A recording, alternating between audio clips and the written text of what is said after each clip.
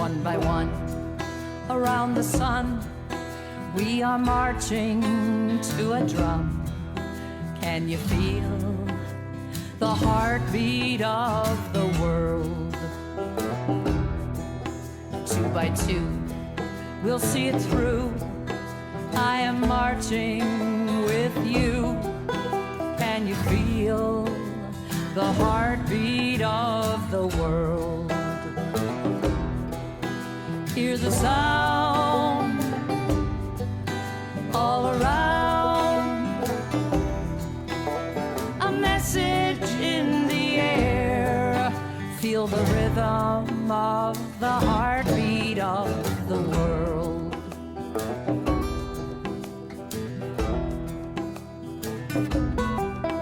4 by 4, and then a score, from a whisper to a roar.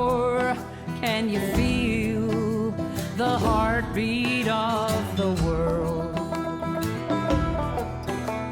A million, so many million voices of the men and the women and children of the world. Hear the sound all around, a message in the air.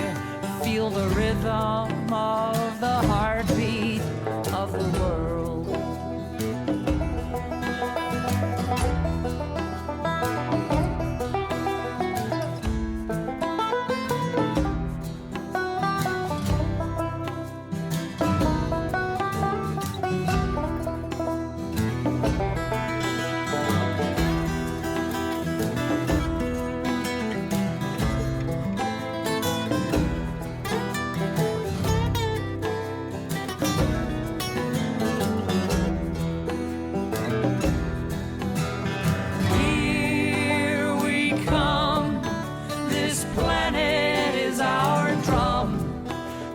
Marching to the heartbeat of the world.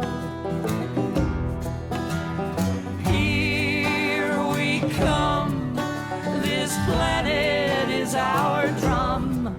We are marching to the heartbeat of the world. We are marching to the heartbeat of the world.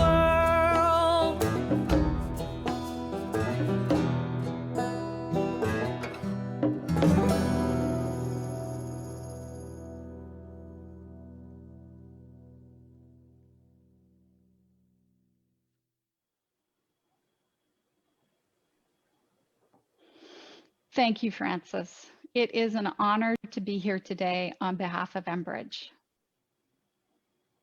Well, I'm very pleased to welcome you all to the virtual Pink Tea conversation for April the 9th. And that, of course, was a beautiful new song from Carolyn Harley, a perfect song for these times.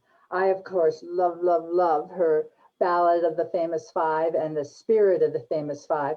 But this song obviously has deep resonance with us all and encourages us to think beyond ourselves. And Carolyn will be back at the end with another song to encourage us to step up, to speak out, to sing out. So we look forward to that. So welcome everyone, bienvenue. I see many of you are already chatting in the chat room. Please continue. Please tell us how this Pink Tea is unfolding, what you like about what you are hearing, and what you would like to hear more of. Please know your conversations, your suggestions to us are greatly appreciated and are helping us grow. So it's wonderful to hear from you. Thank you for taking the time today. And I want to give a particular shout out to Senator Pat Duncan from the Yukon, who has invited 6 people to join her today. So she wins the biggest audience group award. And please know that we are so grateful for your help, Pat. Our thanks, of course, to Enbridge as the presenting sponsor of this virtual Pink Tea conversation. And we are very pleased to announce the privilege of having 2 new sponsors. We recently have had the joy of having Suncor join us, and also RSM Canada.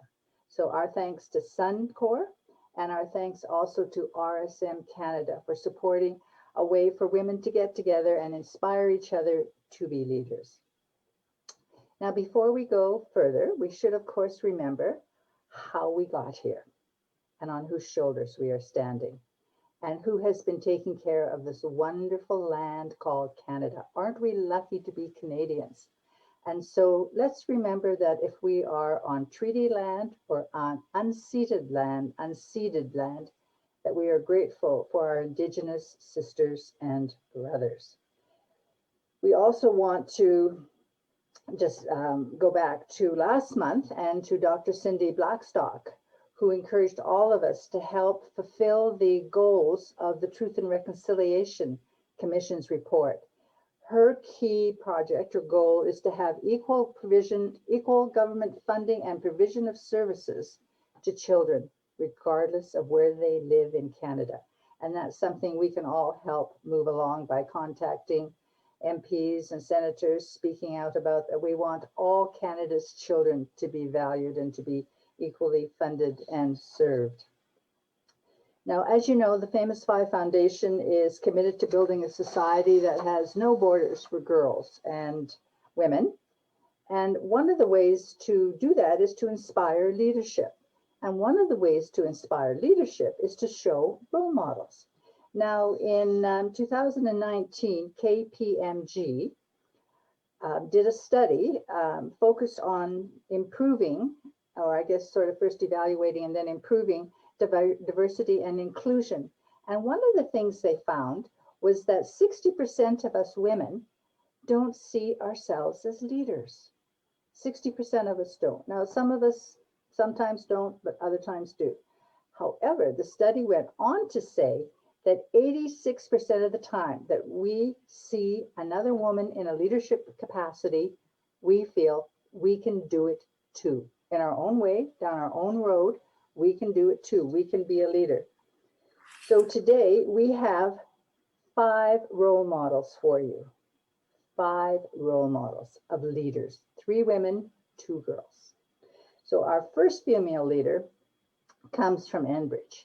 Cynthia Hansen is an executive vice president and the president of gas storage and distribution and storage, my apologies, Cynthia, at Enbridge. And in addition to being an accountant, and I love this, a certified fraud examiner, Cynthia has helped Enbridge to evolve and recently chaired their diversity and inclusion committee. However, over the past 20 years, Cynthia has mentored over 200 individuals, mainly women, and particularly try to encourage people from groups that are not necessarily in leadership, but need to be there, such as from our Indigenous population, our physically and mentally challenged populations, and of course, LGBTQ colleagues. So joining Cynthia today are 2 remarkable women, both national role models, and in, I think in both cases, international role models. And before I turn this over to Cynthia, I would just like to say thank you to Jim Reeder at West Island College here in Calgary, because he has encouraged 2 young girls to pose powerful questions to our 2 panelists today. So thank you for that, Jim.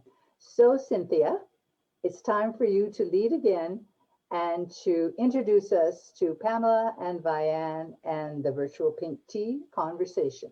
Over to you, Cynthia, and thank you. Thank you, Enbridge. Thank you, Frances. It is an honor to be here today on behalf of Enbridge.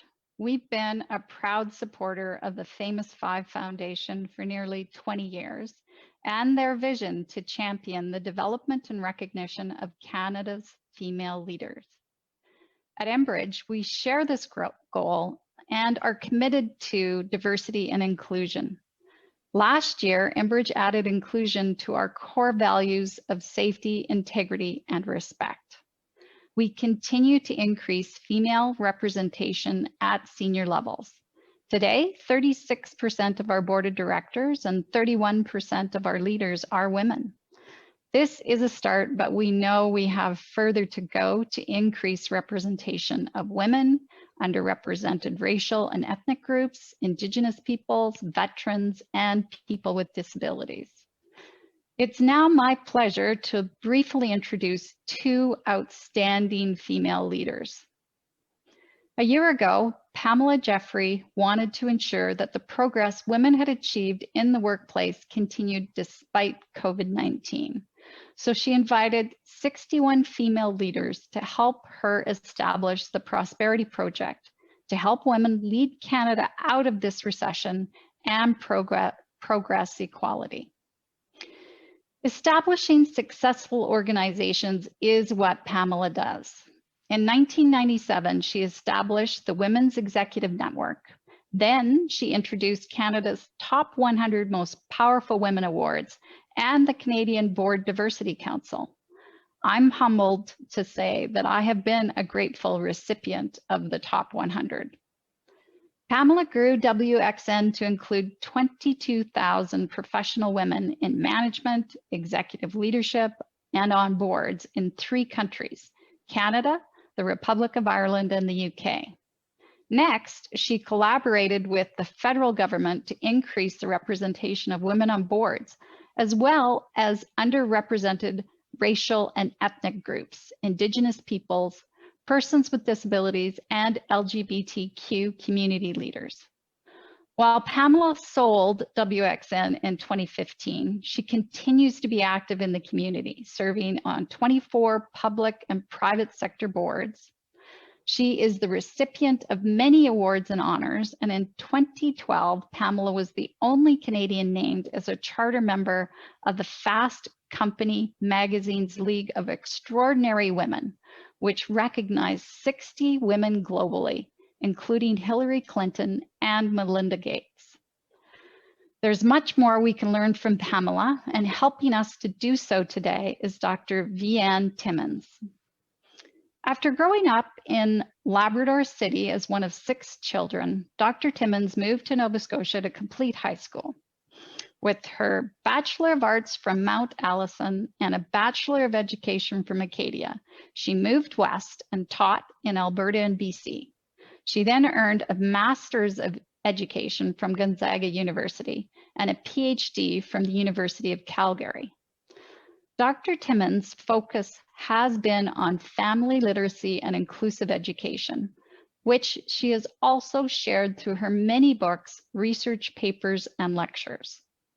Dr. Timmons served as President and Vice Chancellor of the University of Regina starting in 2008, and then last year, Dr. Timmons became the 13th President and Vice Chancellor of Memorial University, the only university in Newfoundland and Labrador. In addition to her academic excellence, Dr. Timmons' many awards includes WXN Canada's Top 100 Most Powerful Women, a humanitarian award from the Canadian Red Cross, and the Inspire Award for Education. In 2017, she was named an Officer of the Order of Canada in recognition of her academic excellence and superb community leadership. When women succeed, we all prosper indeed. Dr. Timmons, over to you. Thank you, Cynthia. Thank you so much. It's a kind introduction. And hi, Pamela. Hi, Vianne. How are you? I am great. You know, when I was listening to Frances do her introduction, and she talked about the shoulders we stand on, it always makes me think of my grandmother who grew up was in Cape Breton and was taken out of school in grade 4 and had to become a servant, a housekeeper. And she was in grade 4. And this is in Canada not that long ago. And she married at 16 to get out of the, servitude. And I think about her always when I think about shoulders we stand on and how far we've come, but how far we have to go. And she would be so amazed to see our progress, but also so sad to see that we have so far still to go. And Pamela, when I think about introducing people, we had a fabulous introduction from Cynthia, but I also want to find out a little more about you personally. Like, where did you grow up? I grew up in London, Ontario. I'm a Southwestern Ontario gal. And did you have what about your family? So I come from a mixed race family, actually. My father is Armenian. My mother was very white Anglo-Saxon. And so my grandparents on my father's side were survivors of the Armenian genocide. My And grandfather. did that influence you and your path? It absolutely did, Vianne. It has influenced me in so many ways. As a little girl, I spoke Armenian. As a little girl, I came to understand there are different cultures. And I came to understand how important it is that we all appreciate where we come from. And especially, as you just said, on whose shoulders we stand. My grandparents came to Canada, didn't speak English, came with nothing, built a business, and I really admired them and loved them deeply. Well, you know, I always believe that our past influences who we are and what we do. I definitely can see the connections with your growing up and your past. Now, you have had an amazing story. The Women's Executive Network was a trendsetter in Canada. It opened the door for women in leadership. Tell me why you started that organization. So, you know, I started it back in 1995 and it as an idea. And it was because I had started a public affairs agency. And at that time, General Motors retained us. General Motors was headed by Maureen Kempston Darkes, who was the first female CEO of GM in Canada. Through an assignment, I brought together with my partner 120 outstanding women from across the Toronto area. And it was the first time they'd met. They were women from business, women from government, women from the nonprofit sector. And bringing them together, it was such a realization that we all had, which was, what's wrong with this? We're all in leadership roles and we don't know each other. And wouldn't we be stronger together? And so 2 years later, I mustered up my courage and created the Women's Executive Network by reaching out to women in Vancouver, in Calgary, in Ottawa, and in Montreal, inviting them to become part of a new organization that was all about the advancement of women and supporting women so that they could excel in their careers. So that was a long time ago. That was 24 years ago. So I remember the 1990s. I thought we made it. I thought we cracked that glass ceiling. I can remember I was the first female dean of education at the University of Prince Edward Island. And when I started, the premier was a woman. The minister of education was a woman. The president of the university was a woman, and I was a woman. And that lasted for about 3 months. But those were the most fabulous 3 months, I will tell you. I believe we'd broken the barriers. And then it kind of felt like we kind of went to sleep a little bit and then woke up in 2010 and realized, oh my God, we have so far still to go. And especially when we look at our daughters and stuff. So then the pandemic hits and you get inspired again. So tell us about the Prosperity Project. So Vianne, the Prosperity Project only began a little over a year ago. My husband and I had been in Costa Rica, listened to the Prime Minister say, if you're abroad, come home. So we came home and landed at Pearson. Flights were coming in from all around the world that day. It was a really packed hall where the bags were being picked up. We were there for a long time. 5 days later, I got really sick. Don't know what it was. Couldn't get tested at the time because I had 8 of the 10 symptoms, but not all 10.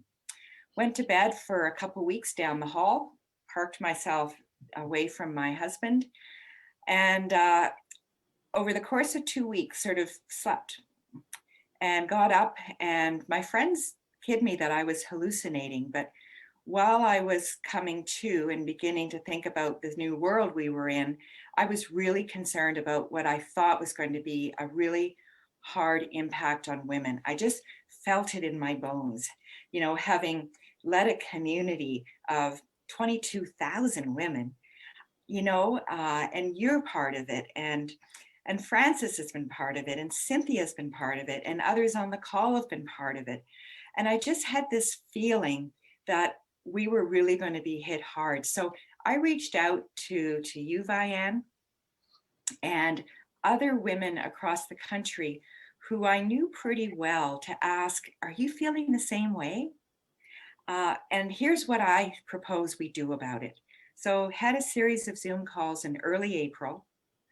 And I'm sure you remember one of those calls. And then we talked through the action plan, the 5 steps that I was proposing we take together as a group of female leaders to address what we feared would be this disproportionate impact of COVID on Canadian women. And then we had this groundswell of support from the companies where we all were. And so we were able to launch on May the 21st with a French and English website. We launched nationally and we unveiled our 5-point plan. And it's an amazing initiative. And it really reminds us that, the progress women have made is fragile in many ways, right? So this fall, I had a Zoom call with a grade 6 class here in St. John's. And when I came on and I was introduced as president of Memorial University, this little person, because they're all the little squares, goes like this, huh? And so I said, you look surprised. And he said, I am surprised. And then a little girl said, I'm surprised too. And I said, why? And they said, well, you don't look like a university president.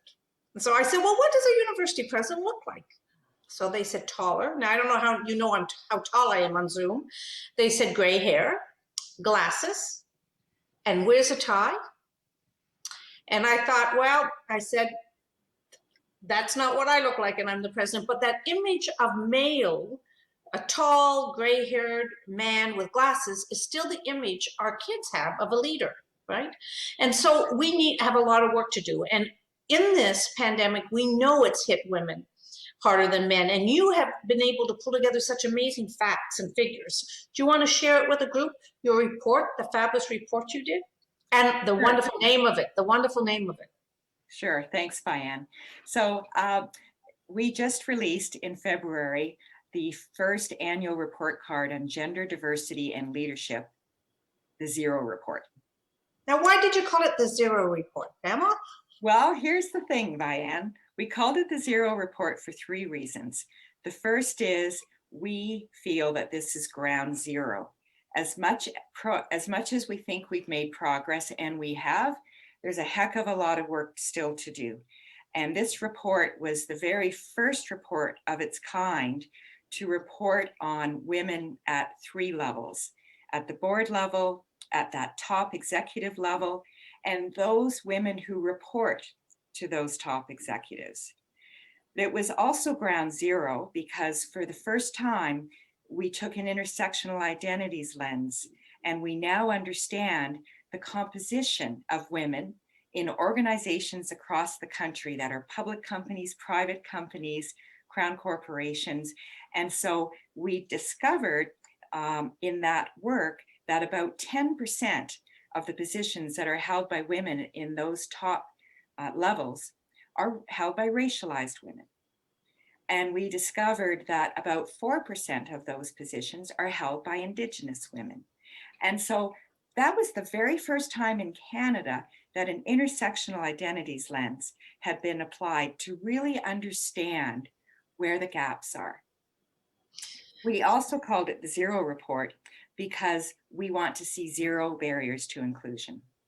And last but not least, we called it the Zero Report because too many companies in this country have 0 Indigenous women in the top roles, have 0 racialized women. 5 minutes. So that's why we called it the Zero Report. We really wanted to celebrate 5 minutes. and applaud the organizations that participated in this research, and also say that we've got lots of work to do. Oh, we do have lots of work to do. We're not, Anyway, yet I know that, during this pandemic, I've held a town hall for all our women faculty and staff on campus.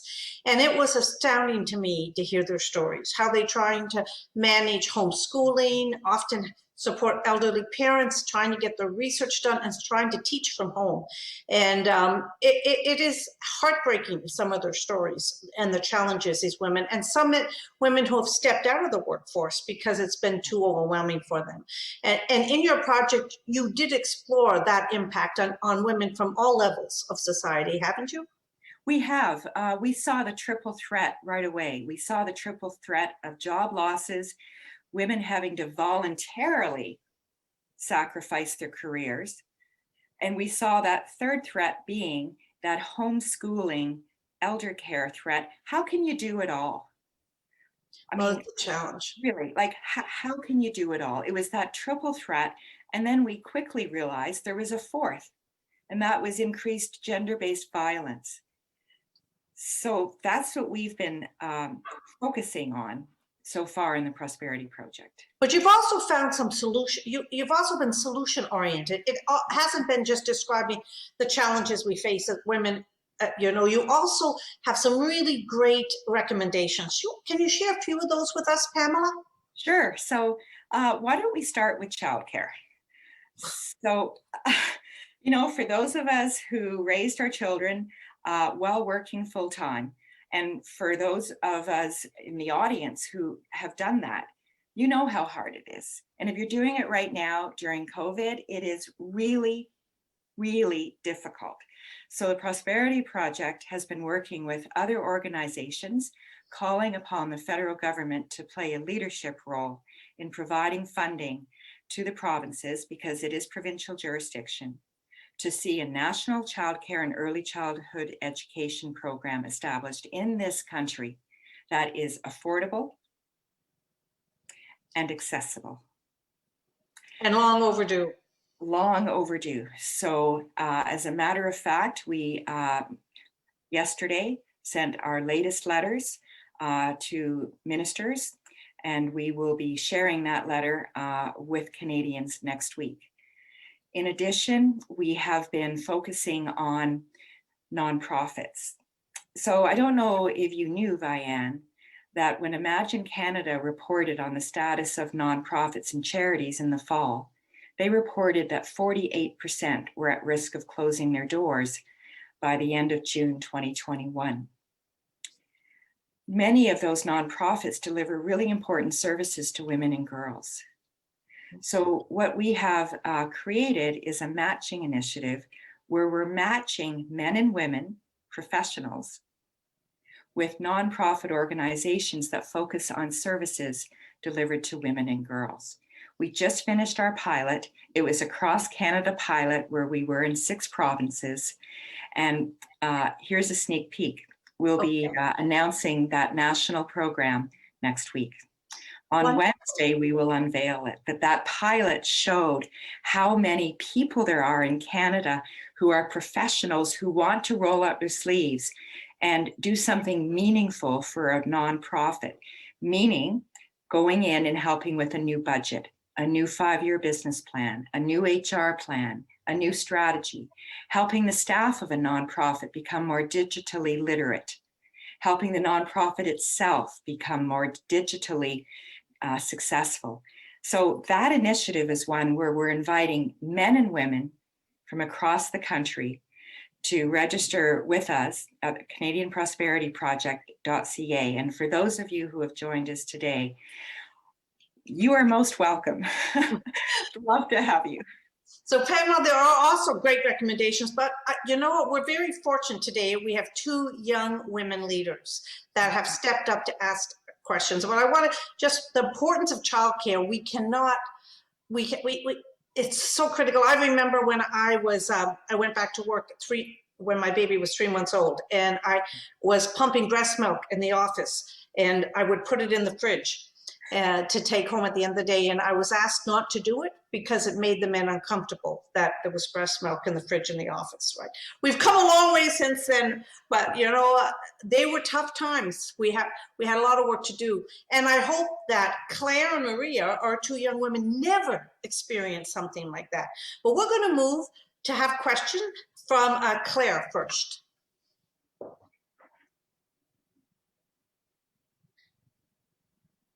It's coming. Bonjour, je m'appelle Maria de West Island College. Je voulais savoir, de façon réaliste et concrète, quelle politique nationale pourrait augmenter la représentation des femmes dans les conseils d'administration. Merci de la part de Calgary.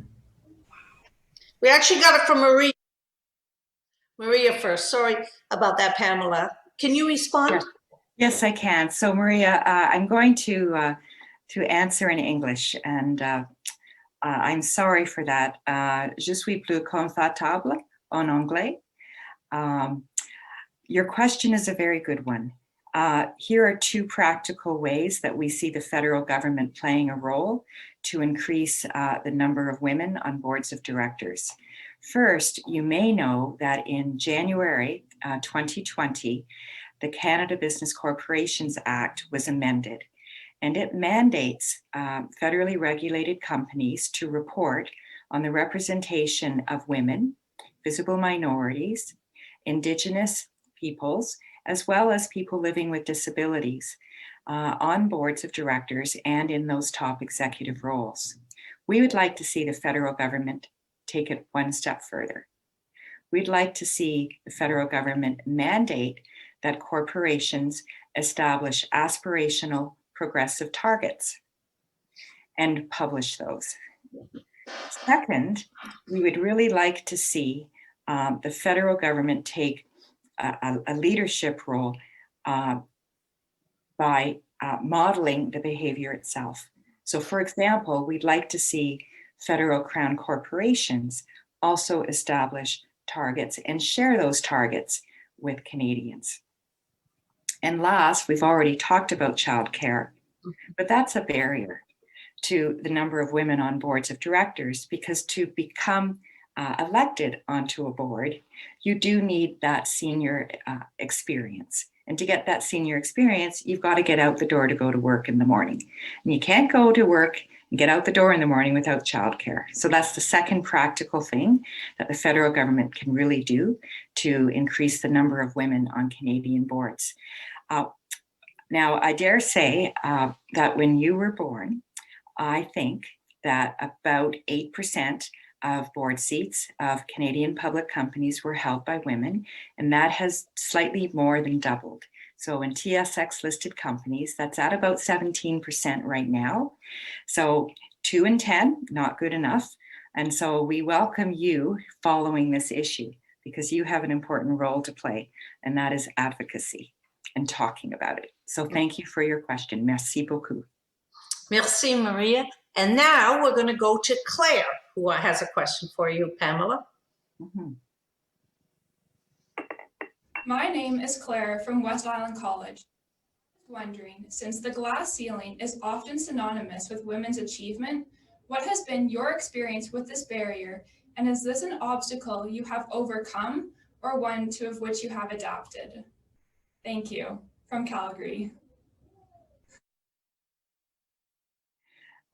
So yes, I think all of us have experienced that glass barrier, glass ceiling, and we have all worked very hard to overcome the barriers. I'll start with one of my first jobs when I discovered that my male colleagues were being paid more than I was being paid for the exact same job. I then went and did my MBA at Ivy at Western, and I was the only woman in manufacturing policy. And this, I think, is where allies come in. I went to my professor and I said to him, you know, I'm the only young woman in this class, and I feel really uncomfortable, and I don't think I belong here. And he really encouraged me, as a good ally does. He said, you're going to stay in this class and I'm going to support you in any way I can to make you feel that you belong in this class. So that was a barrier that I had created for myself. And the lesson that I learned there was there will be people who will put barriers up in front of you. Do not do it to yourself. Great advice. Do not put it, yeah.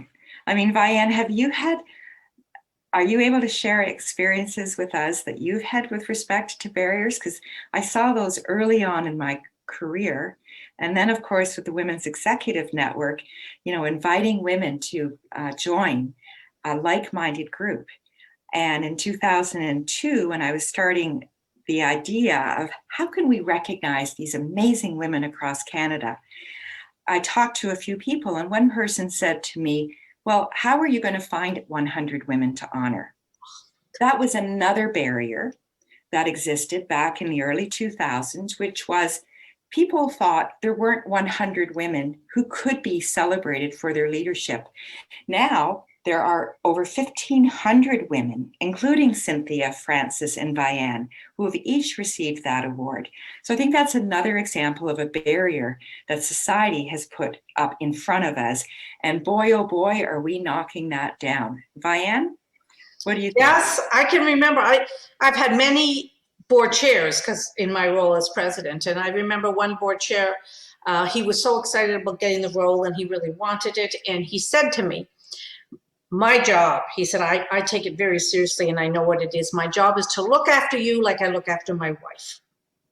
And then he said, and my wife is my little princess. And I remember looking at him and saying, no, I don't think that's your job to look after me. And it was a rough go for a while until, I had to change some of my behavior. I had to figure out how to work with him, how to support him, how to make him feel really good about his job. And he eventually changed his behavior when he got confidence in me as a leader, and he ended up becoming a great advocate. But it wasn't an easy go. And so, it happens all the time. I run into something and I'm astounded or that it's still, that people still think that way. And a lot of times people will look at and say, you're the woman president? Like, I remember a governor in the States was introduced to me and I was standing by a man and he reached over me and shook the man's hand and said, so nice to meet you, President Timmons. And, just kind of making that assumption automatically that it's the male. So lots of barriers still out there, Pamela. I want to ask you one other question, Pamela. Really, I love this term, Rosie the Riveter. And so I want to know about what is that, and tell me what you created. So what is that? It's part of the Prosperity Project? Yeah, so Prosperity Project has an action plan that features 5 initiatives. We have launched 3. We're launching 1 next week. The one that we launched on March the 31st is the Rosie the Riveter Inspired Campaign. Rosie, I love that. I love that Yeah. title. Don't all of you love that title? It's such a great one. And that graphic, right? Her holding up her arm. Isn't that graphic fabulous? It goes back to the Second World War when women were encouraged in a campaign to go to work in the factories when the men went off to war. The women worked in the factories and the women's labor force participation rate as a result went like that. Then the men came home from the war and women's labor force participation rate fell. And it took 30 years for it to get back. And what we want to see is a silver lining in this pandemic. So we're calling on Canadian women and girls to think about a career change. If they voluntarily stepped out of the workforce, sacrificed their careers for the time being, maybe this is an opportunity for you to rethink your career. And we're encouraging you to consider, like Rosie did, something completely different with a focus on leadership, which is what we're talking about today, encouraging women to look at STEM. There are not enough women in STEM jobs, yet women in STEM jobs out-earn their female counterparts in other jobs by 35%. And last but not least, if you're interested, skilled trades. 4.5% of skilled trades jobs in Canada are held by women. over 300 skilled trades. And so on our website now, you can visit the Rosie Resource Portal. It's a one-stop shop with 400 resources that we've put together in one place. And we've put together a mentoring program. So we are now recruiting women from across the country to be mentors, women who are leaders, who are in STEM, and who are in skilled trades to mentor the next generation of women. And we're looking for women who have a minimum of 1 year in the workforce, who are interested in making a career change. So with Rosie the Riveter, our campaign is calling out the fact that, for example, in engineering, only 17% of engineers are women, and it's 2021. So we have a campaign that we've started, and it's very iconic.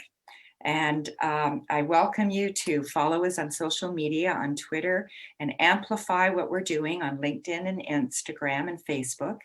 But it's very much a campaign buttressed by the Rosie Resource Portal, by our mentoring program as well. So this is our action. We're taking action in order to increase women's labor force participation rate, which we know has taken a huge hit, and we've already rolled back the clock 30 years, unfortunately. So we've got some catching up to do.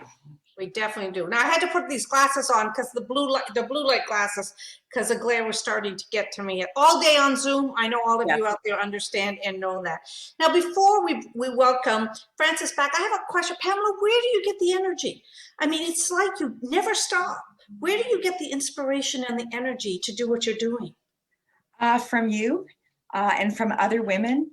I find that for me, it's just the right recipe. I have 2 sons who are now 28 and almost, just turned 29 and just about to turn 27. I love what I do. I'm very passionate. This is what I was meant to be doing. I'm passionate about the importance of the advancement of women, not only in Canada, but around the world, and to see gender equality in my lifetime. And Frances has been a pioneer with the famous 5. Vianne, you've been a pioneer in the university sector. And isn't it wonderful that we're actually being able to talk about this today and talk about the advancements? But for me, it's a simple recipe. I have a wonderful family, my husband, my sons, great friends. They're my support network. And I believe in getting a good night's sleep. And I believe in getting a really good diet. So I love to cook, and I love to go into the kitchen at the end of the day and make a really healthy meal. And the combination of sleep, exercise, and a good diet, and just doing something that I love. It doesn't feel like I work. I think about my career as a gift, but I don't feel like I've gone to work for 40 years. Well, that's a wonderful. And when you talk about your inspiration, I have 4 kids, 3 girls and 1 boy, and I always think about what the future will be for them. But then I've been gifted with 4 grandchildren. One that we received during the pandemic. I haven't seen my granddaughter, who's almost 2, in 18 months, except for Zoom. And I will tell you before we bring Frances in, my inspiration is Saoirse. She's almost 2. She has 2 dads, and she's biracial, and she's adopted. And if we don't make this world a place that welcomes and embraces her, we've let down the next generation. So every time I see that little face on a FaceTime, and I know that we've got a lot of work to do so that Saoirse can walk down any street and feel like she belongs and can be a leader. So for all of you out there watching that, I know you have a Saoirse in your lives too, and that gives us a passion and the commitment to keep going. So we're going to welcome Frances, I think. Now, is it time? Frances, are you joining us? Yes. There you are. If the audiovisual people will allow me, that would be terrific. Well, what a fantastic conversation the 2 of you have been having that have benefited all of us.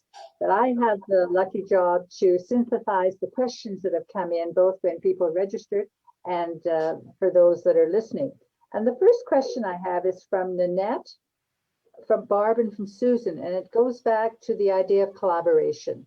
Now, Pamela, you mentioned a number of groups who are also helping women, particularly women in the STEM program.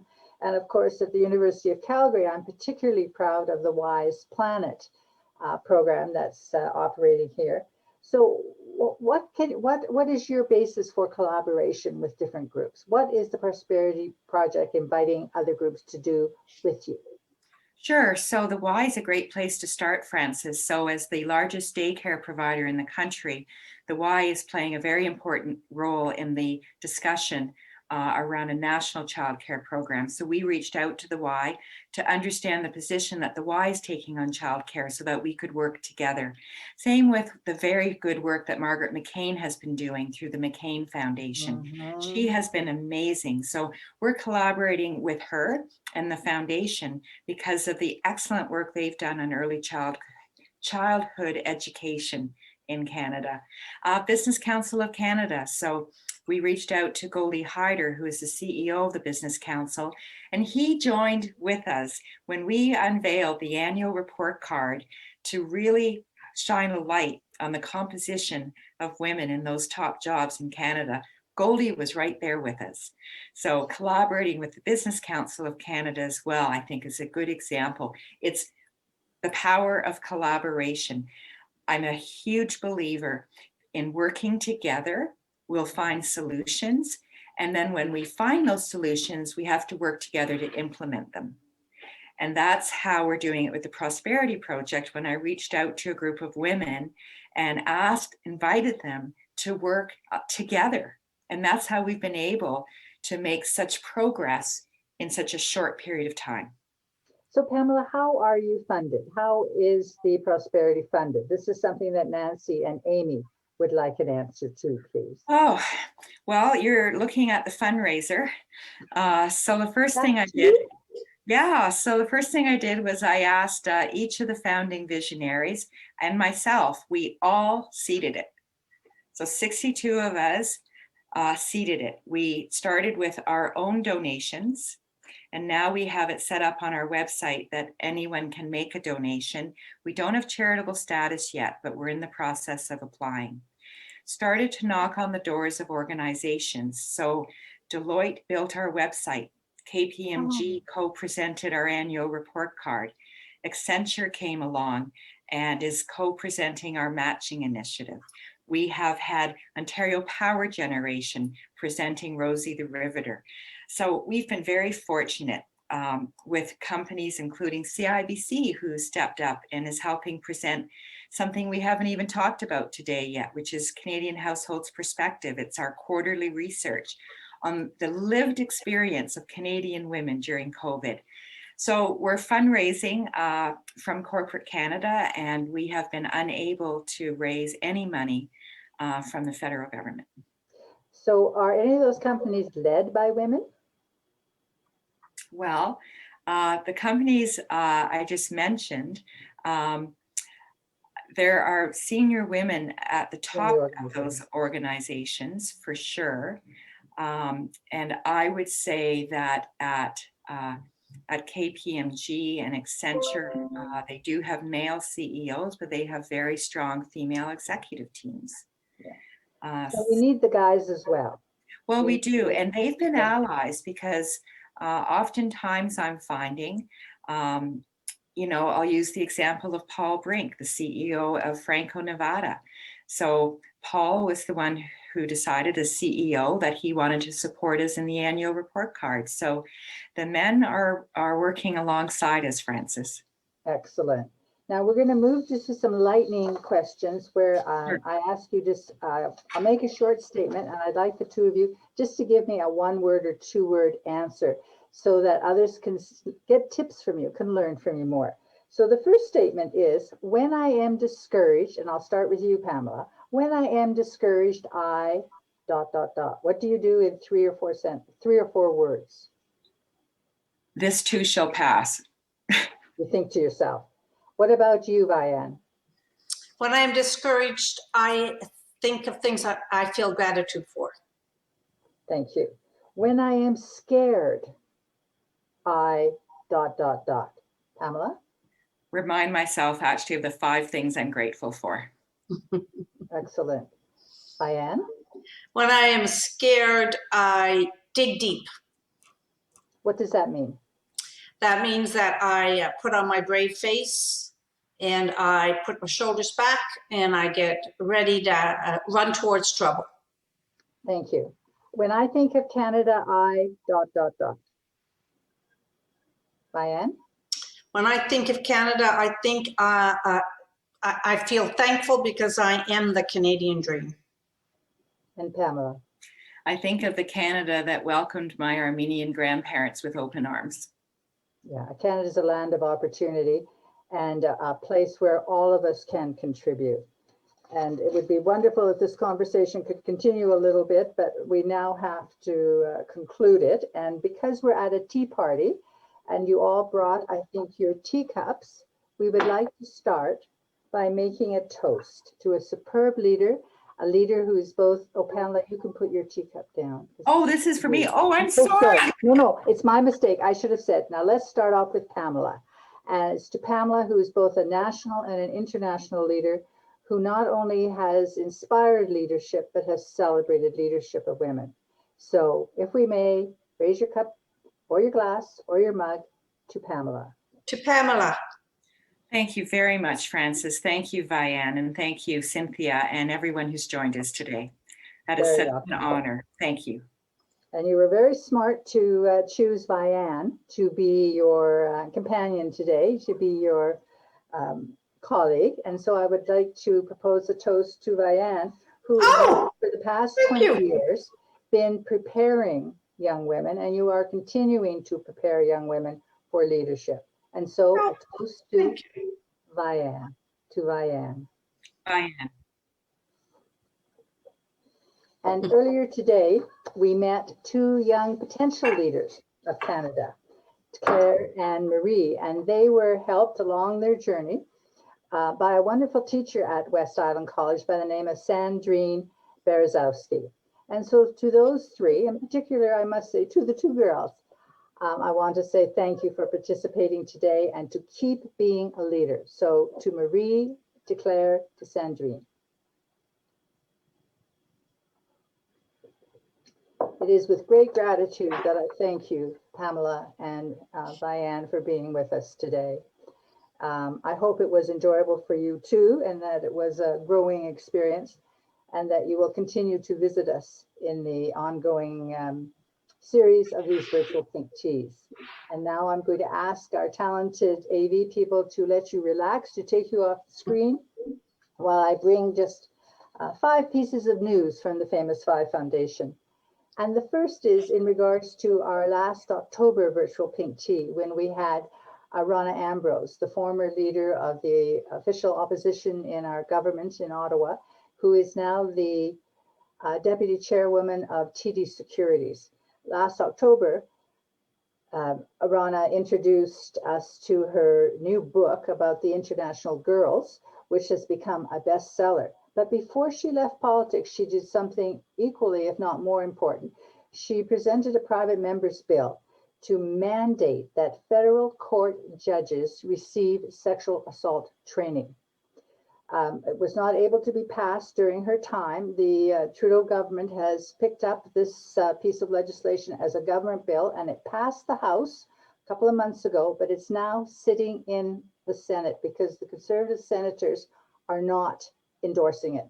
So would you please write, send an email, telephone the Conservative senators and tell them, please adopt this legislation. It's Bill C3 to mandate sexual assault education training for federal court judges. And that sort of leads into my next announcement, which some of you may know already, is that the former Chief Justice of the Supreme Court of Canada, Beverly McLaughlin, will be our virtual Pink Tea VIP guest on May the 7th. It just amazes me that Beverly was born in a home that had no electricity and no running water. And yet, look how she has achieved. And all of us that were born in homes that had running water and electricity, we've got more work to do. We've got bigger dreams to dream and to achieve. She will be interviewed by Althea Raj, who has been with the Huffington Post Canada and appears every Thursday night on CBC with their At Issue panel. Then on June 4th, our special guest will be Nancy Ruth. Nancy is the co-founder of the Canadian Women's Foundation, which has funded thousands of women's organizations across Canada. And also she established LEAF, L-E-A-F, the Legal Education and Action Fund, which ensures that all legislation passed in Canada respects the principle of equality of girls and women. And if it does not, LEAF meets them in court and has a very successful record of having their arguments agreed to, and therefore the legislation revised in favor of girls and women. And of course, our last toast is to every one of you in the audience today. Thank you very much for coming, for sharing your time with us. And we want you too to recognize that you are a leader as well. So it's not somebody else who's the leader who's going to lead us out of this. It's, as Pamela and Vianne have said, it's up to each and every one of us. So I would like us to toast to me. I'm a leader too. So with your cup, please raise it and say, to me, I'm a leader too. To me, I'm a leader too. So please send us your comments about today. Tell us how we can get better and who you would like to see interviewed. Any suggestions you have for the 95th anniversary of the Persis case, which happens in 4 years' time, October 18th, 2024, would be much, much appreciated. And so I say thank you very much. And here's Carolyn Harley to encourage all of us to speak out, to stand up, and to sing in the choir. Miigwech, merci, bonsoir. Thank you.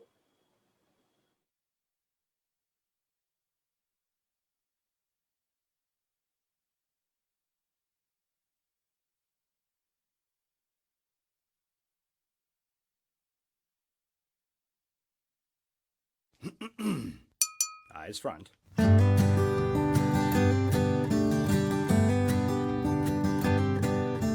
You might sing high, you might sing low. We need you singing in the choir. You might sing fast, you might sing slow. We need you singing in the choir. You might sing sharp, you might sing flat. We don't care one thing about that. Please don't leave, come on back. We need you singing in the choir. All together now, 1, 2, 3, everybody sing along. All together now, 1, 2, 3, feel the power of the song. As our voices blend together, hope keeps rising higher. We're all on the same page, singing in the choir.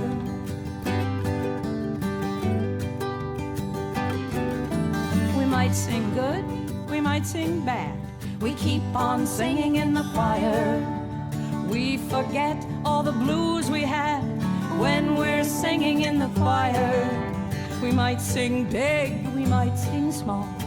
It doesn't matter one bit at all. Everyone is standing tall when we're singing in the choir. All together now, 1, 2, 3, everybody sing along. All together now, 1, 2, 3, feel the power of the song. As our voices blend together, hope keeps rising higher. We're all on the same page, singing in the choir.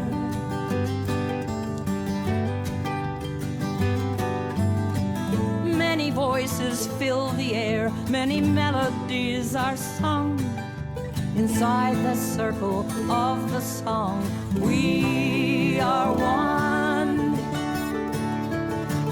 All together now, 1, 2, 3, everybody sing along. All together now, 1, 2, 3, feel the power of the song. As our voices blend together, hope keeps rising higher. We're all on the same page, singing in the choir.